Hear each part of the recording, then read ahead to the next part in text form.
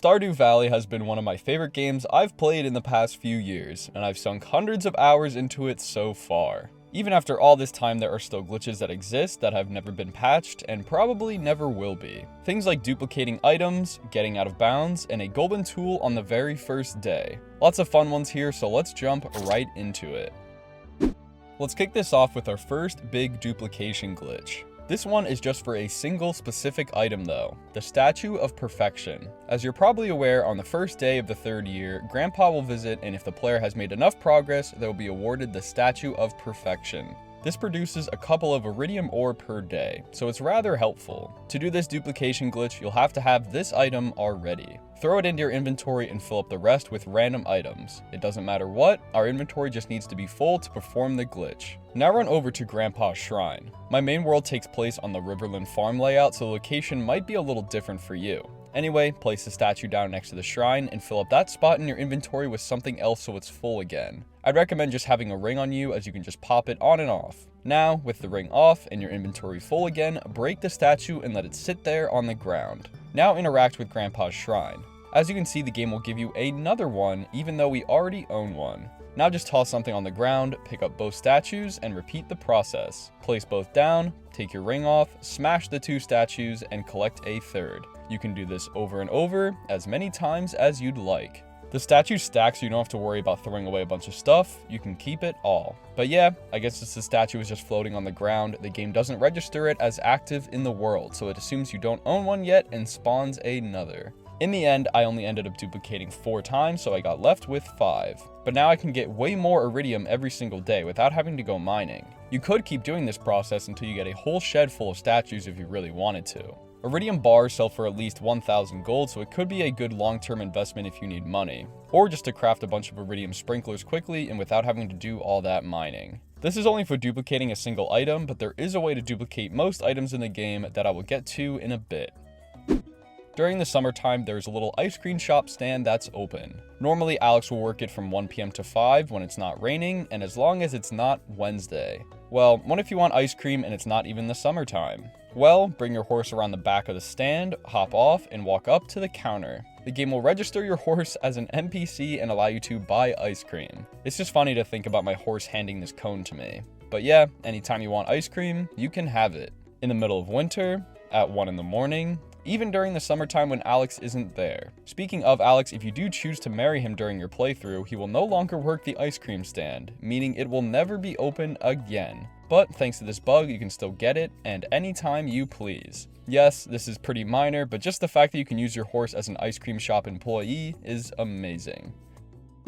Sticking with the horse for a second, and some fun things you can do with it. Clipping into fences. Fences are obviously a good way to keep animals contained or decorate your farm, but they can be annoying having to open and close fence gates all the time. Well, luckily, you don't have to. For some reason, if you just hug the edge of the vertical fence and rotate your control stick, your horse will just phase right through it. Yep, no crazy setup, just run up and turn. This only appears to work on the vertical fencing, so the ones that go up and down, not side to side. I believe it has something to do with the horse changing directions and collision as it changes between a skinny tall version and this short wide one. This is likely why it doesn't work with horizontal fences as well. But yeah, now you don't even need gates as long as you have a horse. This also opens up the door for more clips that might work with a horse, but this is the only one we know of right now. One of the main shops in Stardew is run by Robin. She does all of the carpenter stuff like upgrading your house and constructing more buildings on your farm. Her shop is open every day except for Tuesday, which is conveniently always the day I seem to need her. Well, there is still a way to use her shop on Tuesdays. The building is locked until 9 a.m, but when it opens, head inside and wait until 9:50. This is when Robin gets up to leave, and as she's heading for the door, she'll walk in range of the shop trigger. Interact with the cash register as this is happening, and you'll be able to bring up the regular menu like she is working. You could completely ruin her day and send her off to build another building, or reconstruct your entire house if you wanted to. I won't be doing that, but it is a handy trick to know if you really need something done on a Tuesday. You can also catch her as she's walking back into her house at 8 p.m. She'll take the same path, which means you can bring up the menu later than the shop is even supposed to be open. So now, basically anytime Robin is walking in the general area of that counter, you can just bring up the menu. It doesn't just have to be Tuesday. Pretty helpful thing to know. Alright, here's a really useful one, duplicating items in co-op. All we need is a table, the item we want to duplicate, and 2 players. You don't actually need 2 live people though, I just did it myself, don't worry. But I'm doing this in a brand new co-op world, so I don't have too much good stuff yet. So let's just use wood. Now just find each other and place the table down, with the item on top of the table. Any item that you can place on a table will work for this glitch. Now all we gotta do is grab the item at the same time. It can be tricky to get the timing down, but there's not a lot of risk as it'll still go into one of your inventories anyway. If you do time it right, both players will grab the wood at the same time, successfully duplicating the item. There's a couple of ways you can get this to work. One is just by having one of the players holding the button down, while the other taps A to get a rhythm going. For me, I just held down on player 2's controller and tapped A on the first. But yeah, like I said, any item can be duplicated as long as it can be placed on a table. It doesn't have to be something as simple as wood, it could be a legendary fish or some other valuable gem.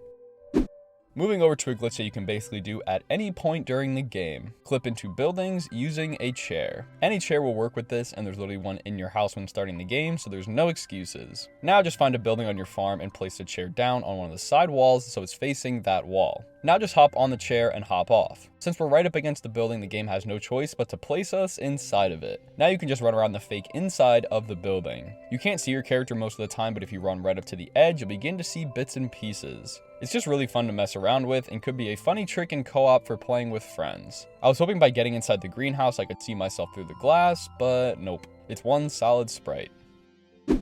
There's actually a lot more things we can do with just a single chair that are useful. The secret woods is a nice area you can go to collect hardwood every day, but you need at least a steel pickaxe in order to break this large log blocking the entrance. This can take a long time in game to get, and you do need a lot of hardwood throughout the game, so let's start collecting it early. I literally made a new world and got into it within 3 minutes, so it's very easy. Grab the chair you start the game with and head down to the blocked off entrance. Similar to the house clips, we're going to place a chair down on the opposite side of the log here. With the chair down, you can just hop onto it, clipping us through the log entirely and onto the other side with the secret woods. Now inside, since we literally did just start the game, the default axe isn't strong enough to break these stumps, but when you do get the copper upgrade, you can start collecting hardwood earlier. You can still use it to grab forage items you need more of, or kill a few slimes in the process. When you're ready to leave, simply do the same trick in reverse. Place your chair down on the opposite side of the log, hop on, and off again. So there you go. You can use just a chair to get a lot of places in Stardew.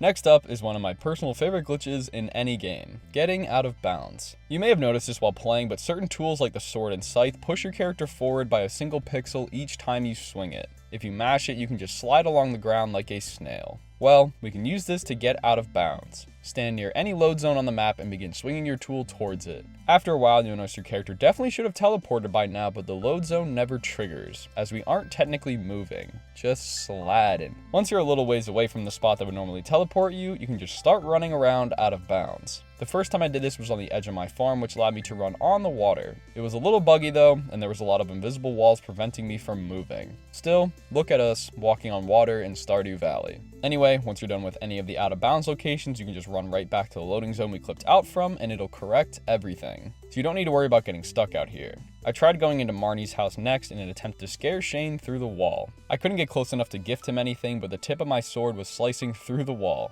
Could you imagine what Shane is thinking right now? If you did the glitch in your own house, the camera will follow you around better so you can explore the black void. I actually ended up getting lost out here because there are seemingly no walls blocking you, so you can just run off in any direction forever. I had to reset back to the main menu because I just could not find my house once I went too far away.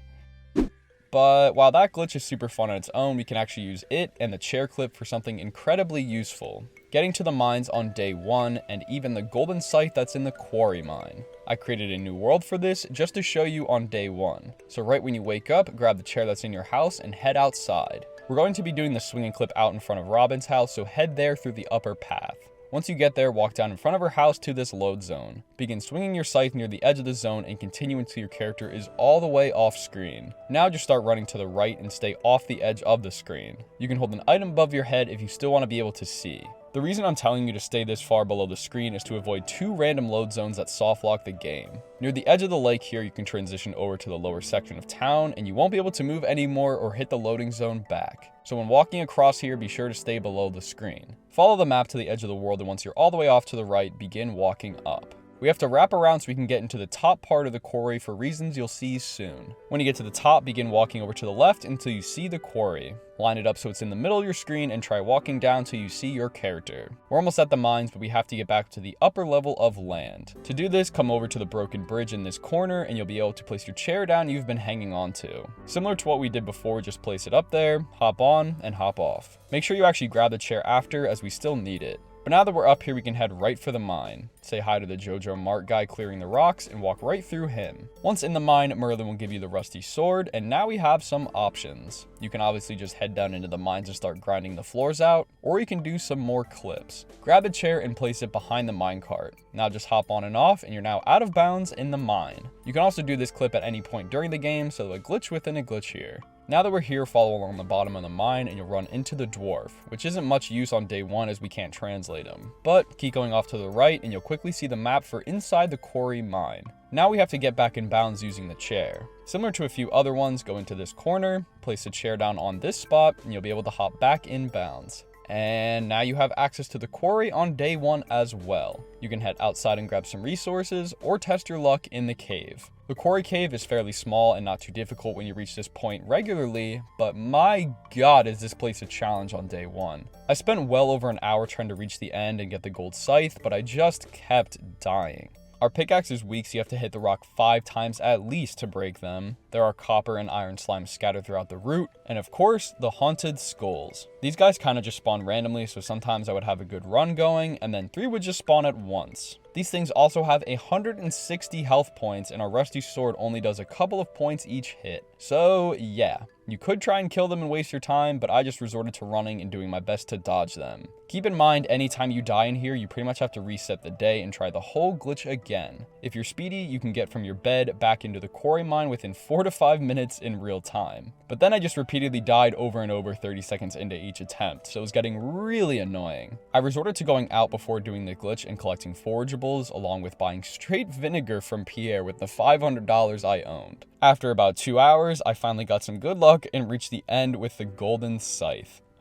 That was seriously one of the most brutal things I've had to do in this game, but as you can see, this glitch is incredibly useful. Even if you don't want to face the quarry mine yet, you can still go into the regular mines 4 days early and get a head start on resources. You can always go back and do the chair clip whenever you're ready for the quarry mines.